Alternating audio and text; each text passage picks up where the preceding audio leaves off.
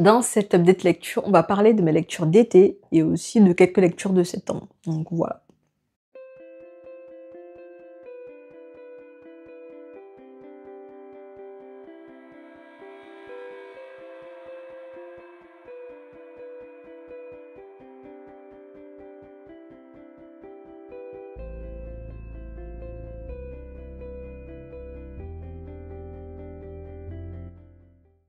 Hello, moi c'est Diane et bienvenue sur cette chaîne où j'aime parler de livres, de dramas asiatiques et de trucs que j'aime de manière générale.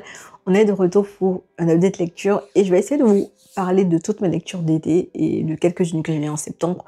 Je trouvais important de faire cette update lecture avant de rentrer dans ma vibe super spooky et tout ça où il y aurait que des trucs un peu gore et voilà, des trucs très très flippants. Donc voilà. Bref, on est parti pour un update lecture 7. Alors j'ai fini Sunjata l'époque Madeng et dedans on va suivre l'auteur qui raconte une histoire, celle que lui a été racontée par un grand griot. Les griots sont des porteurs en fait des traditions orales, c'est-à-dire qu'ils sont censés raconter les histoires et les passer de génération en génération. Donc ce grand griot-là va lui raconter l'histoire de l'établissement de certaines tribus et des légendes d'un certain roi. Donc c'est ça qui nous est raconté dans ce livre. Et honnêtement, c'est un livre que j'ai envie de lire depuis un moment parce que ça fait un moment que j'essaie de me faire mes classiques de littérature africaine et ce livre-là rentrait dans le cadre de ces livres que j'ai envie de lire pour me faire mes classiques en littérature africaine. J'ai beaucoup aimé ce que j'ai lu parce qu'on est vraiment sur les traditions à l'ancienne, on parle de mythes, il y aura des légendes sur des hommes mi-hommes, mi-bêtes, on aura, voilà, il y a pas mal de choses super intéressantes qui étaient racontées. J'ai vraiment passé un bon moment à lire ce livre, honnêtement. Pas mal du tout. J'ai fini également Cemetery Boss de Hayden Thomas. C'est un livre qui va raconter une histoire, celle d'un jeune homme transgenre qui vient d'une famille où ils ont des pouvoirs, voilà, ils ont des pouvoirs de fils en fils. Lui, il a du mal à prouver qu'il a ce pouvoir-là parce que l'on suppose que, vu que voilà, il est transgenre, en fait, il n'a pas ce pouvoir-là. Il va faire des tests un peu bizarres un soir dans le cimetière. Il va se retrouver à côté d'un fantôme qu'il va devoir exorciser parce que c'est ça, en fait, leur famille, ce qu'ils font. Ils conduisent, ils guident les fantômes vers l'au-delà. Et c'est son histoire qu'on va suivre pendant qu'il mène l'enquête pour savoir comment est-ce que ce fantôme-là est mort parce qu'ils doivent connaître la raison de sa mort afin de pouvoir le guider convenablement.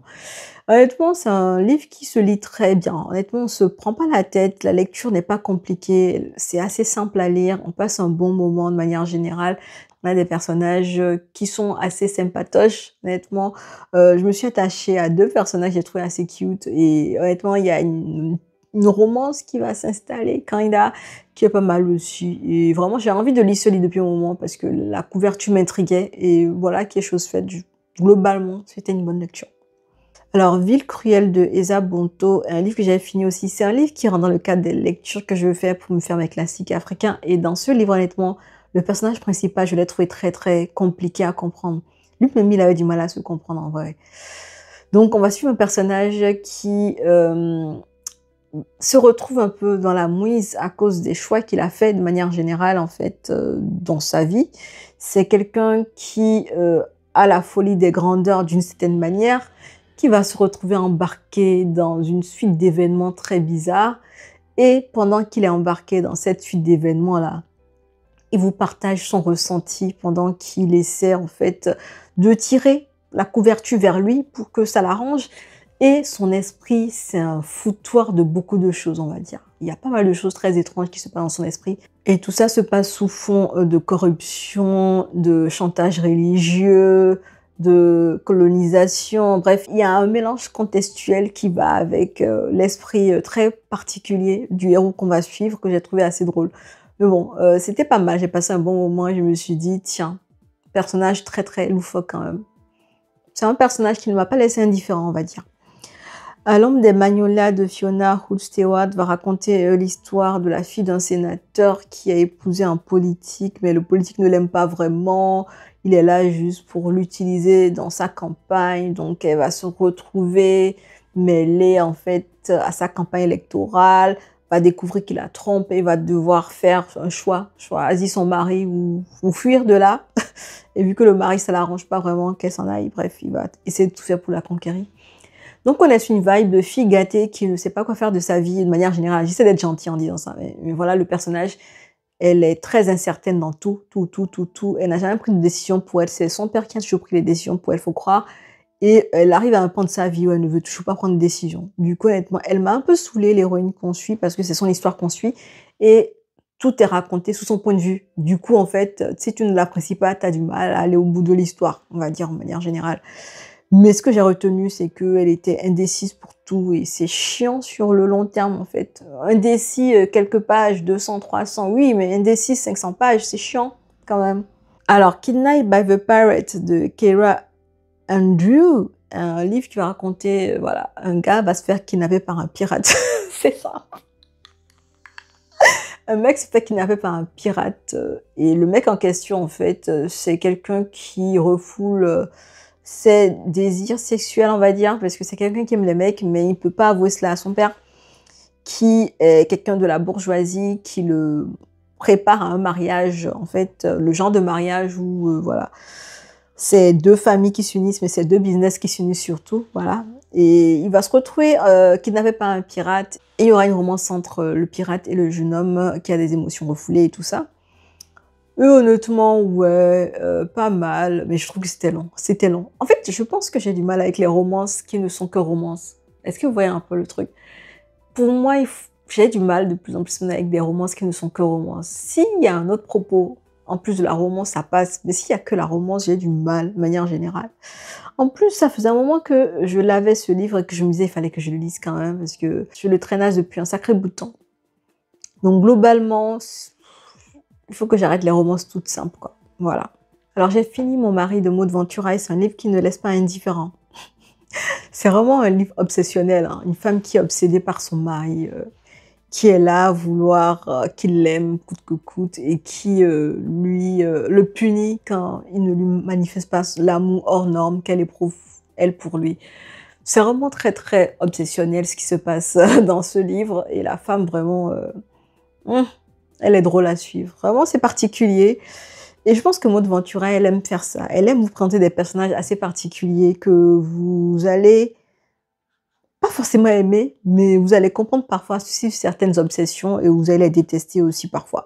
Je pense qu'elle aime bien présenter des personnages atypiques qu'on n'a pas l'habitude de voir dans la littérature classique. Et je pense qu'elle est bien partie, en fait, pour un troisième livre où son personnage principal va m'étonner encore.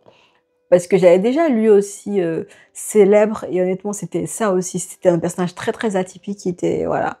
On s'attend pas à ça. C'est un personnage qui va déclencher beaucoup de passion en vous, qu'elle soit positive ou négative. Et c'est pareil pour l'héroïne principale de Mon mari, vraiment. Elle déclenche pas mal de passion en vous, que ce soit la pitié, l'émotion, la compréhension. Elle déclenche plein de trucs en vous. Et voilà, je trouve que c'est assez intéressant, un livre qui vous fait ressentir toutes ces émotions-là. Et en plus, c'est pas très lent. Honnêtement, pas mal du tout. Je recommanderais Mon mari quand même, parce que c'est très obsessionnel. Il y a des passages qui vont vous faire rigoler, tant c'est fou ce que pense cette femme de son mari. Bref.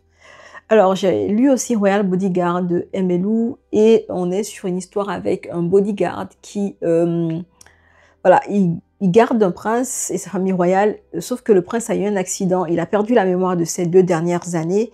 Et en fait, le bodyguard va tout faire pour essayer de comprendre à quoi est lié son accident, parce que c'est un accident qui a été causé par quelqu'un d'autre. On laisse une vibe d'enquête et tout ça, sauf qu'en fait, on finit par comprendre très rapidement que les 2 années que le prince a perdu en termes de mémoire, c'est 2 années où il vivait en relation amoureuse avec le bodyguard. Donc voilà, c'est compliqué en fait ce qui se passe.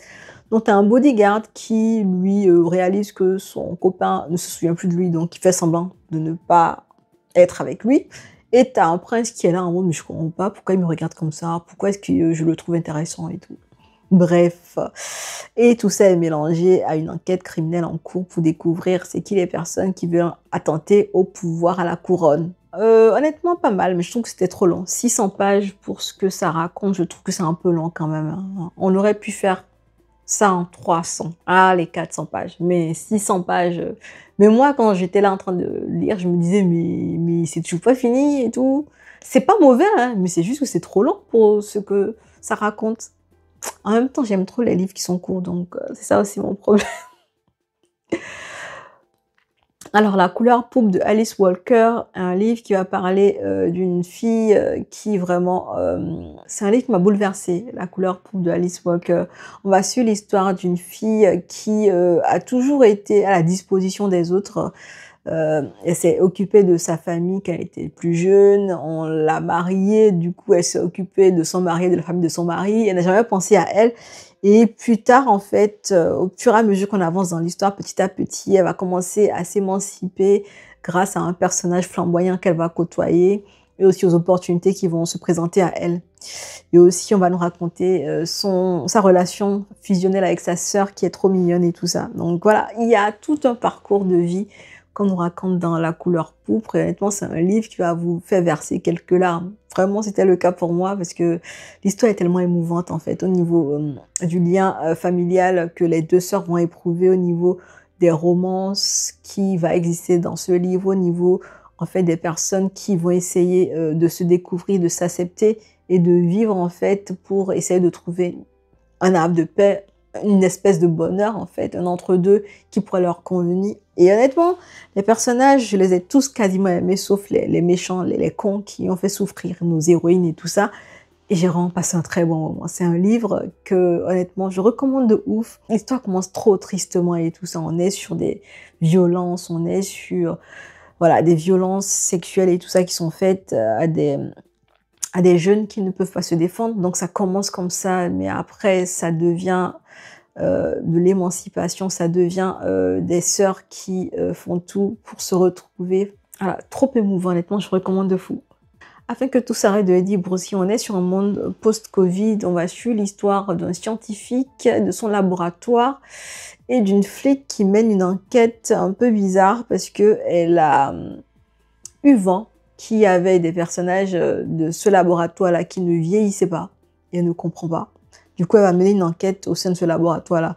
Accessoirement, elle va tomber amoureuse du responsable du laboratoire et ça va partir un peu en couille selon moi. Vraiment, c'est à partir de ce moment-là que je me suis désintéressée un peu de l'histoire, alors que je trouvais qu'elle avait de bons prémices. Les prémices étaient bons en fait. On démarrait sur un truc à vibe fantastique, avec peut-être une fontaine de jouvence qui était impliquée. C'est pas une vraie fontaine de jouvence, mais on avait quelque chose qui se profilait comme étant un moyen finalement de garder sa jeunesse et tout ça. Et quand la romance va commencer à s'installer, honnêtement, elle va tout gâcher, malheureusement selon moi. Il y a pas mal de discours qui sont faits sur la science, sur la théorie du Big Bang. Il y a pas mal de faits scientifiques qui ont été amenés dans ce livre que j'ai trouvé assez intéressant. Mais après, quand la romance s'installe, malheureusement, je trouve que ça tire un peu et ça perd son intérêt finalement. Dommage. Ensuite, j'ai fini Je suis votre pire cauchemar de Kiemis. Et Kiemis nous parle dedans des critères de beauté. On parle dedans, en fait, de la grossophobie, du racisme. Elle parle de beaucoup de choses dans cet essai. Et honnêtement, je trouve que c'était un essai super intéressant à découvrir. Elle aborde tellement de choses que je ne peux pas vous les résumer dans cette vidéo. Et honnêtement, je trouve que c'est pas trop long comme livre aussi. Donc honnêtement, si vous avez envie d'un essai qui parle des critères de beauté qui sont balancés vraiment aux femmes, la manière dont on est obligé parfois voilà, de se priver de nourriture juste parce que la société l'exige, et la manière dont on se jalouse, la manière dont on se fait du mal alors qu'on vit tous la même galère. Bref, il y a pas mal d'éléments qui sont abordés dans cet essai, d'éléments assez justes que je trouve super intéressants. Et surtout, ça apporte un regard sur le ressenti quand on est dans les normes ou pas, en fait. Et j'ai trouvé ça assez intéressant. Vraiment, c'est un essai qui est pas trop long. Donc, si vous cherchez un essai qui parle d'apparence physique, je trouve qu'il est super bien, cet essai, à tester. La chère est triste, hélas, de Ovidie va parler de Ovidie qui fait la grève du sexe. Elle m'a fait rigoler dans cet essai. L'essai est pas trop long, donc honnêtement aussi, je vous le recommande cet essai, il est super intéressant. Et Ovidie va vous raconter comment elle en est arrivée à faire sa grève du sexe et tout ça. Et ses arguments sont très drôles. Et ses arguments font mouche aussi, je trouve. C'est des arguments qui ont le mérite d'être cohérents avec la réalité d'aujourd'hui. Et il y a beaucoup de choses aussi qu'elle aborde que je ne vois pas comment je peux résumer dans cette petite vidéo que j'essaie de faire rapide en fait. Donc honnêtement, c'est un livre qui parle en fait de se connaître, de connaître le monde dans lequel on évolue, parle de patriarcat, parle de relations amoureuses dominantes, de plaisir sexuel qui n'est pas vraiment partagé. Il y a beaucoup de choses qu'elle aborde dans son essai et honnêtement pas mal du tout. Le diable au corps de Raymond Radiguet raconte l'histoire d'un jeune homme qui se retrouve embarqué dans une histoire bizarre. Il va tomber amoureux d'une femme qui est promise à un homme et malgré le fait qu'elle épouse cet homme-là, il va tout faire pour essayer de se glisser dans ses draps. Donc voilà. Bref, on est sur une relation un peu immorale entre deux jeunes hommes qui profitent du fait que le mari soit allé en guerre pour voilà, s'amuser à ses dépens. Et c'est un livre que j'ai trouvé très très égoïste, beaucoup. Parce que on est sur le point de vue du jeune homme en question. Et c'est un gars qui est super égoïste en fait. Et il le cache pas. Et j'ai eu du mal à apprécier ce personnage. Et c'est un personnage qui m'a fait déclencher pas mal d'émotions, pas forcément positives. Donc voilà, c'est un livre qui te fait réagir, je suppose. Donc c'est pas mauvais. Mais bon, voilà. Moi, j'ai pas aimé le personnage principal. Et en général, quand j'aime pas le personnage principal, la lecture aussi... mais c'est un classique et tout. Ouais, mais c'est un classique qui est fait pour déranger, d'après ce que j'ai cru en lire.